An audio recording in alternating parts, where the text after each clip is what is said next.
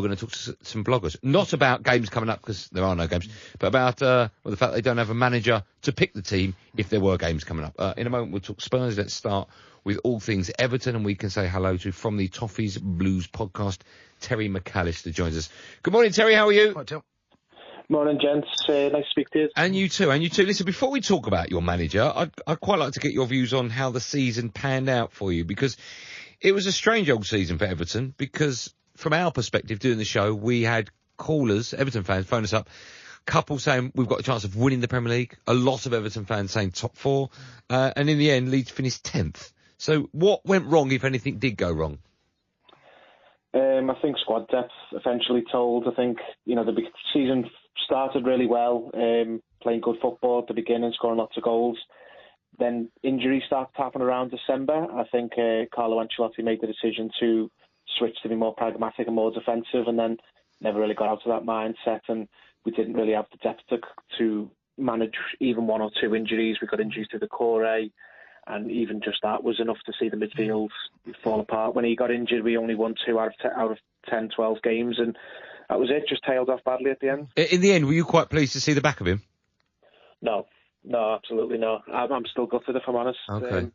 I was looking forward to a straightforward summer for the first time in a while, but it was not to be. It looked like we were going into calmer waters at the good ship Everton, but it doesn't work out like that at Everton, does it? No.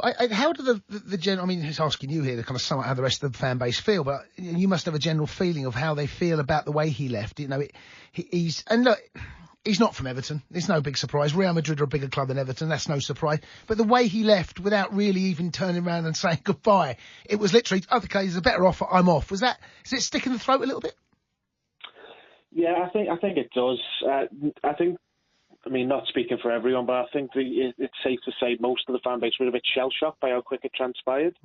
It wasn't like it was a long build-up, and even 2 weeks before in a pre-match press conference, he'd rubbished it and said, "Oh, it's nice to be linked, it's flattering, but I'm happy here. I've got a project here, I feel good here."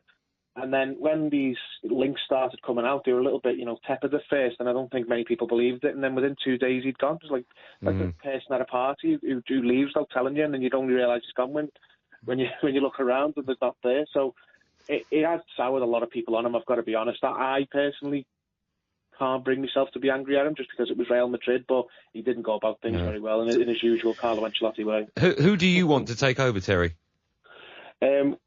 Well, I want a little bit of an outside shout. I want Lucien Favre, who was at Borussia Dortmund, because he's been there and he's been to Nice and he's turned them around quite quickly and done a good job at both of them. I think he'd be a good fit. Now, whether we're even speaking to him is another matter, but I feel stronger about who I don't want. There's the names listed. I don't want Moyes. I think he's really built his reputation at West Ham, done a good job, but I think his Everton story is being told. He was here 11 seasons. And I certainly don't want Duncan Ferguson. I love Duncan, but Premier League clubs are Formula One cars, and you can't drive one of them with a provisional licence. I'm afraid you need to go and cut your teeth before you can manage Everton. Okay, all right.